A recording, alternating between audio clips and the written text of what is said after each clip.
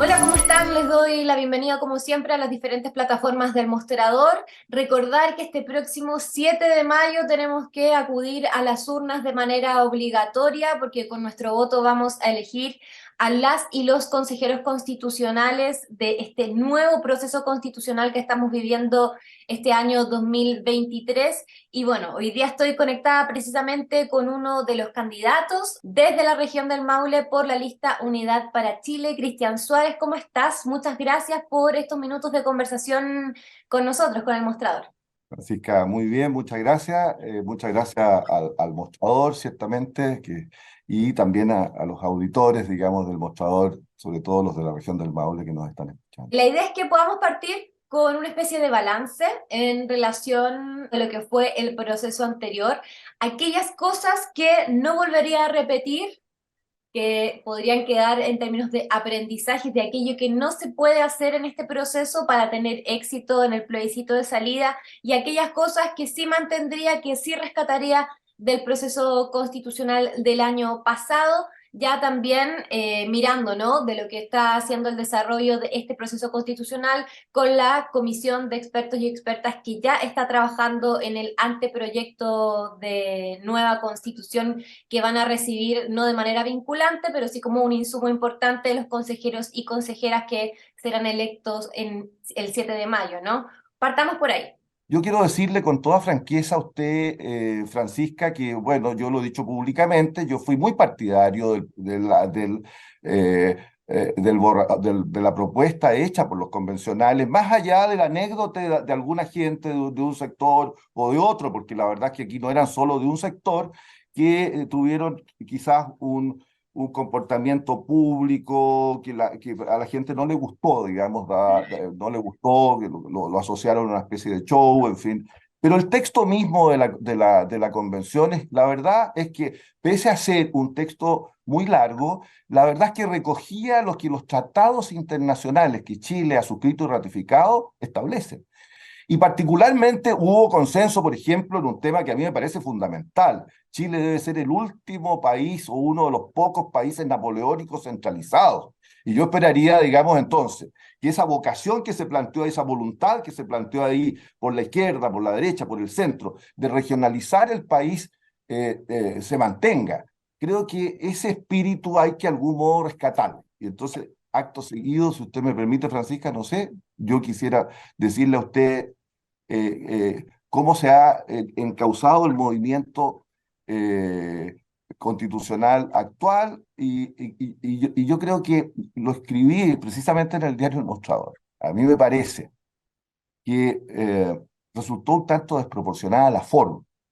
¿En qué De, sentido de desproporción?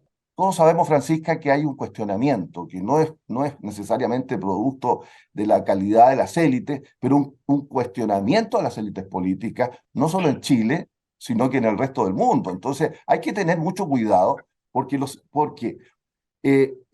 cuestiones constitucionales tienen que ver con la legitimidad. Sí, Y precisamente entonces, por eso le iba a preguntar ahora, atendiendo este diagnóstico que usted hace y también considerando que ya las reglas son las que son, el proceso está en curso y va a ser tarea importante de los consejeros y las consejeras dotar de legitimidad al proceso. ¿Cómo se va a hacer eso a su juicio? la idea es precisamente que yo creo que los 50 constituyentes electos, que van a ser los representantes de la voluntad popular, sean respetados. A mí me parece que eso es esencial y que los miembros de la comisión de expertos y que los miembros del comité de admisibilidad tienen que saber que deben guardar respeto por las decisiones que adopte el Consejo Constitucional. Eso técnicamente se llama deferencia. Tienen que tener una deferencia grande, me parece a mí, porque la legitimidad es importante. Hay mucha gente que yo veo, salgo a la calle, voy a Curepto, voy a Licantén, voy a Parral, voy a Talca, converso con la gente y la gente está muy decepcionada de los políticos, decepcionada de este proceso. Hay mucho cansancio, Francisca. Entonces yo creo que aquí nosotros tenemos que trabajar todos, independientemente de las posiciones políticas que tengamos. Las constituciones no se construyen desde cero. Llegamos a este proceso producto de un estallido social los partidos políticos se pusieron de acuerdo, establecieron estos mecanismos, ya tenemos una experiencia. Hay cosas que se votaron en la convención que son muy buenas, que tienen que ver, por ejemplo, con la naturaleza y el medio ambiente, en una región como la del Maule, donde la sequía, por Dios que importa, y muchas zonas de aquí, esta región, donde la gente no tiene agua para beber. ¿Ah? Entonces usted me dirá, mire, los temas de esa naturaleza, de medio ambiente, la necesidad de establecer el agua como un derecho preferente para el consumo humano. Mm. Cuando vamos a tener problemas hacia el futuro con la utilización del agua y la gente está yéndose desde el norte comprando muchos, ¿no es cierto?, propiedades en Puerto Varas y en otros lados porque ven que el problema se viene. Esto hay que tomarlo con responsabilidad, con mirada de Estado y tiene que tener con menos dogmatismo, con menos populismo, con menos, digamos, debate de trincheras para construir una constitución que nos aúne a todos, pues, si de eso se trata al final. Ujú. En función del tiempo, quiero pasar ahora a preguntarle por temas de contenido. ¿Cuál sería el capítulo en el que usted va a poner mayor énfasis o donde debiese haber un trabajo de mayor deliberación, profundización? Primero decir que las 12 bases que se establecieron por el Congreso recogen prácticamente todo lo que estaba en la convención, hay que decir. O sea, pues la idea del Estado social de derecho, por ejemplo, el reconocimiento de los pueblos originarios, el que el Estado de Chile se convierta en un Estado paritario, son cosas en las que no hay vuelta atrás, o sea, no hay página en blanco. Y en ese sentido, digo yo, tenemos que aprovechar esa experiencia porque ya va formando parte de nuestra cultura. Ahora, yo en términos muy simples, atendía también, considerando la situación de una región como esta, el Maule, con una región campesina, con el trabajo, digamos, de temporal.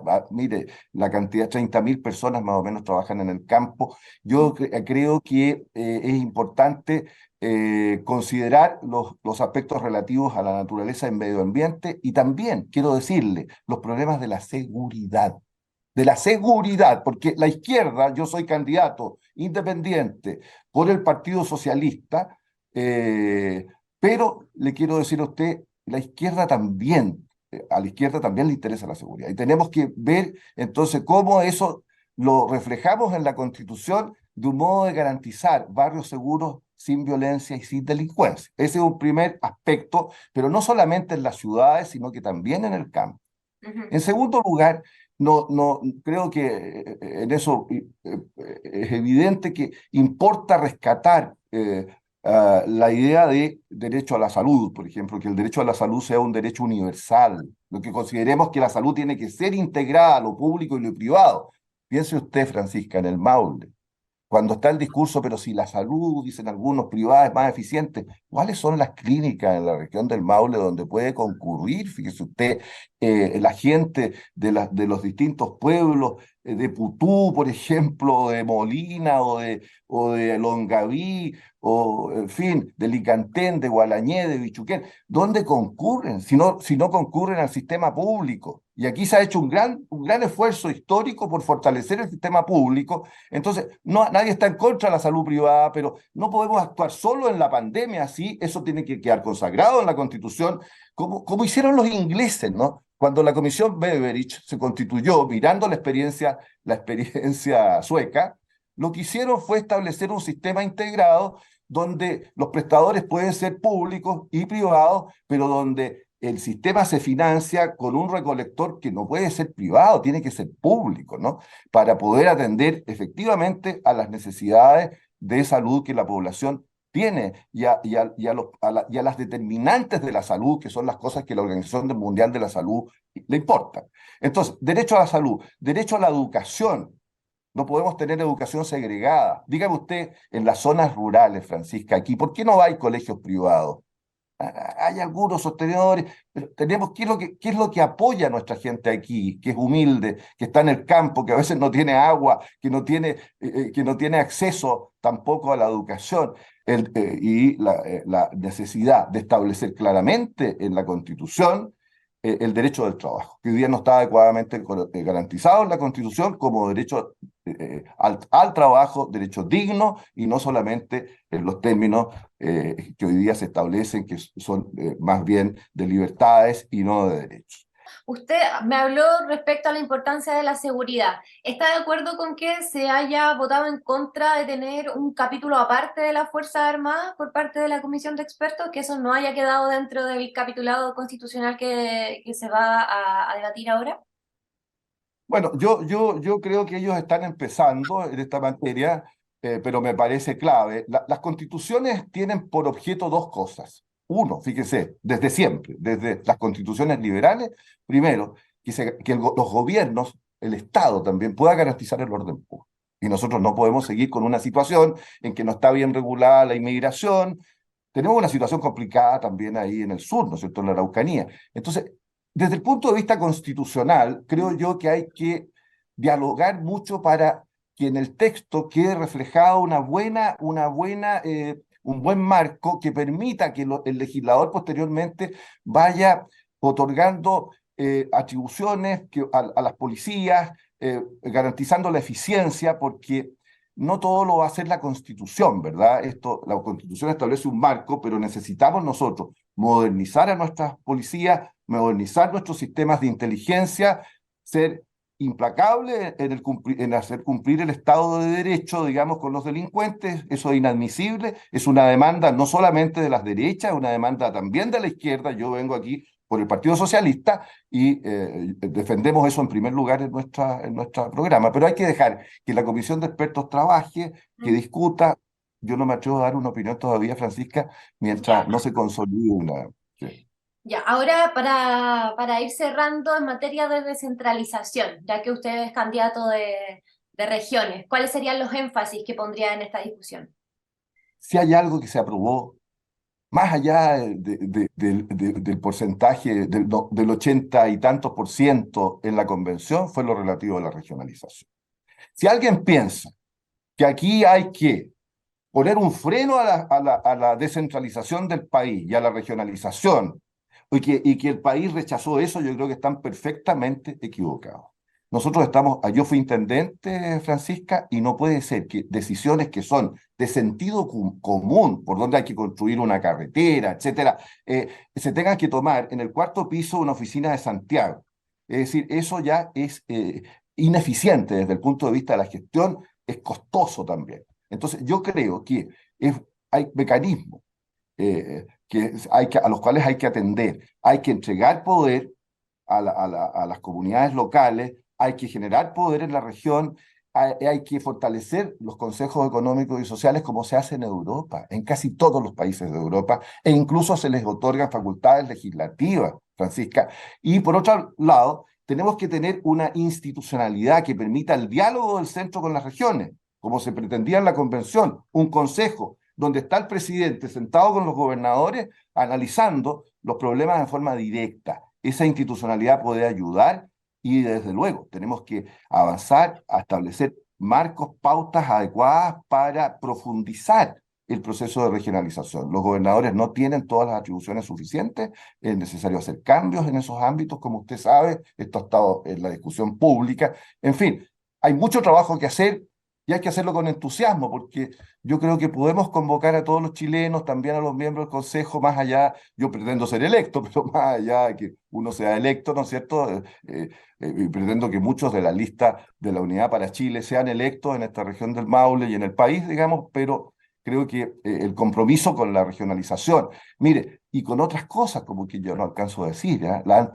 Normas contra la corrupción. Si la gente quiere que eso vaya, ¿cómo alguien va a decir es que eso estaba en la convención? Entonces ahora no lo vamos a colocar aquí cuando la convención tenía normas diciendo que las personas que cometían actos de corrupción no podían postular a cargos públicos o ejercer para cargos públicos con una sanción. Todas esas cosas hay que restablecerlas. Presupuestos responsables, porque eso también, ¿no? Necesitamos ¿no? un sistema en que el régimen de los presupuestos sea eficaz y responsable. Y un régimen político, Francisca, que usted preguntó, Ujú. ese es el tema central de la Constitución, tanto como los derechos, ¿ah?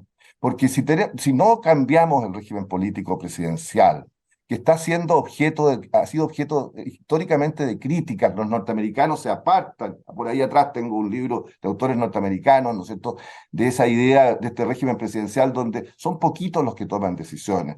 Tenemos que, mire, más allá que ponerle un rótulo, Los profesores somos muy partidarios del sistema parlamentario al estilo alemán, pero más allá del rótulo y que nosotros podamos llegar a eso, yo creo que tenemos que pensar cómo tener un régimen eficaz, que no ocurra lo que ha ocurrido ahora, por ejemplo, con la reforma tributaria, en que la oposición dice, mire, no, no se hace la reforma, se afecta a una inmensidad de gente del país, y afortunadamente sí, hay que decirlo para no cargar las tintas, de que se ha producido en los últimos días, yo he visto una voluntad de diálogo, tanto del presidente de la República como del presidente del Senado, que yo espero que nos lleve a una solución pronta de estas cosas que van a ser útiles para toda la población y sobre todo para los más pobres.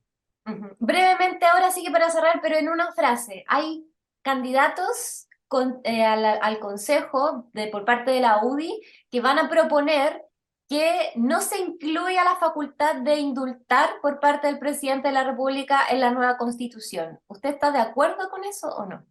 Es algo que debe considerarse y ver de qué manera tratarlo, digamos, pero el indulto es un instrumento que los gobiernos tienen en todas partes del mundo, ¿ah? Mm. Desde los orígenes del constitucionalismo. Entonces, a veces, Pero dado el contexto de este último tiempo, ¿merece ser debatido a su juicio? es decir, yo creo que obviamente siempre merece ser debatido. Ahora, piense usted que también el presidente Piñera hizo mucho más indultos de los que se han hecho ahora y de personas que eran violadores de delitos de derechos humanos por delitos de lesa humanidad, Francisca. Si es que no hay comparación, ¿ah? Es con el tipo de... Ahora, pero también es grave, cuando uno ve, la gente dice, pero ¿cómo se indulta a esta gente? Pues, esas son facultades que siempre se han tenido en el sistema constitucional chileno y en los parados. Es una atribución del presidente. A veces en las constituciones hay que dejar algunas válvulas de escape. No sabemos cómo se va a producir cómo va a evolucionar la sociedad chilena en el futuro. Entonces esto tiene que ser una cosa técnicamente establecida y no que no esté sujeto a el contexto de un momento. Hay que ser Ya. serios. Cristian Suárez, candidato por la región del Maule, por la lista Unidad para Chile. Muchas gracias por este tiempo de conversación. Que esté muy bien. Un abrazo, Muchísimas Francisco. gracias. Muchas Que gracias. esté muy bien.